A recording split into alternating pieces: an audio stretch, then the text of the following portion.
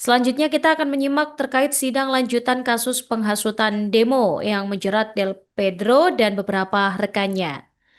Jadi pada sidang terbaru ini, suasana persidangan kembali menjadi sorotan karena beberapa fakta baru yang diungkapkan.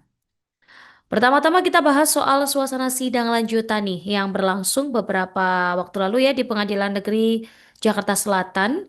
Jadi dalam sidang ini salah satu terdakwa yaitu Del Pedro hadir di ruang persidangan dengan penampilan yang cukup menarik perhatian publik Tribuners.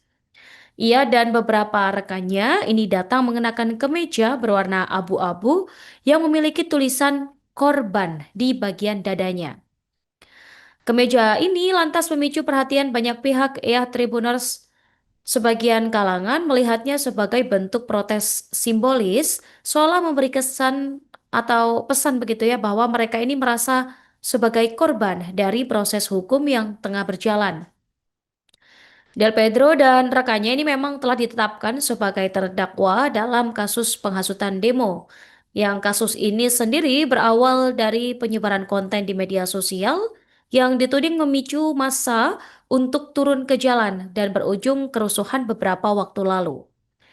Dan ketika ditanya soal alasan pemakaian kemeja tersebut, Del Pedro dan beberapa terdakwa lainnya ini menyatakan bahwa mereka ingin menunjukkan mereka ini merasa diperlakukan tidak adil, seolah mereka merupakan bagian yang terkorbankan dalam proses hukum ini. Kemudian memang kata korban ini yang tertulis besar di bagian kemeja pun dimaksudkan sebagai bentuk ekspresi atas apa yang mereka rasakan. Namun demikian, jaksa dan hakim ini tetap menjalankan proses persidangan sesuai agenda tribuners tanpa menanggapi secara langsung simbol tersebut. Dan persidangan ini kemudian berlanjut ya ke agenda pemeriksaan saksi dan keterangan para pihak yang hadir. Berikutnya kita masuk ke kesaksian dari pihak kepolisian yang hadir ya dalam sidang tersebut. Ada satu pernyataan penting yang keluar dari saksi, yakni Ibtu Willy Adrian, yang dihadirkan oleh jaksa penuntut umum untuk memberi keterangan seputar laporan polisi yang dibuat terkait kasus Del Pedro dan kawan-kawannya. Jadi dalam kesaksiannya, Willy Adrian ini mengaku bahwa dirinya tidak secara pribadi mengambil inisiatif untuk membuat laporan kepada polisi.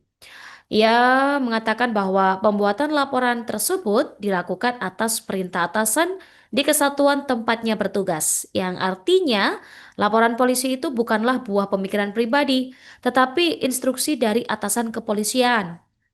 Jadi menurutnya hal ini dilakukan sebagai bagian dari proses pendegakan hukum atas konten yang dianggap menghasut dan memicu demonstrasi yang berujung kerusuhan. Meskipun demikian, pengakuan bahwa laporan dibuat atas perintah atasan ini menjadi salah satu poin yang kemudian diperhatikan ya oleh majelis hakim dan pihak terdakwa. Bahkan saksi juga menjelaskan bagaimana prosesnya ketika diminta untuk membuat laporan itu, termasuk bagaimana unsur laporan tersebut dicatat dan didokumentasikan. Walaupun ya pengakuan ini tidak secara otomatis membatalkan bukti, namun menjadi informasi penting dalam konteks sidang karena memperlihatkan bahwa proses pembuatan laporan ini bukan sepenuhnya inisiatif penyidik di lapangan, Tribuners. Dan masih jadi informasi ini ya terkait kesaksian Ibtu Willy Adrian, ada juga penjelasan menarik soal patroli siber yang dilakukan oleh pihak kepolisian. Di persidangan tersebut, Willy mengungkapkan bahwa kegiatan patroli siber yang dijalankan oleh timnya ini tidak menggunakan alat canggih, seperti yang selama ini diduga oleh publik ya. Jadi menurut Willy, patroli siber yang dilakukan polisi dalam menangani kasus ini hanya menggunakan perangkat yang sederhana, yakni ponsel dan juga laptop.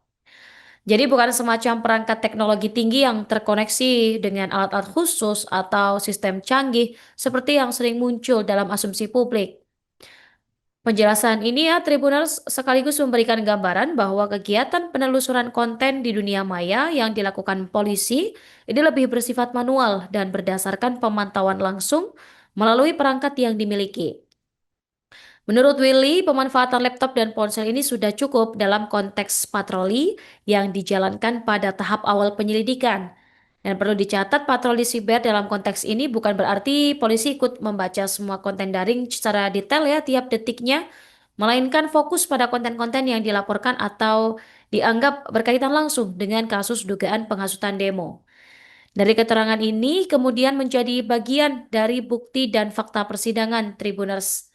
Dan di mata majelis hakim dan kuasa hukum terdakwa, penjelasan tentang patroli siber menjadi relevan ketika menilai sejauh mana proses penegakan hukum terkait konten digital ini berjalan. Download Tribun X sekarang, menghadirkan lokal menjadi Indonesia.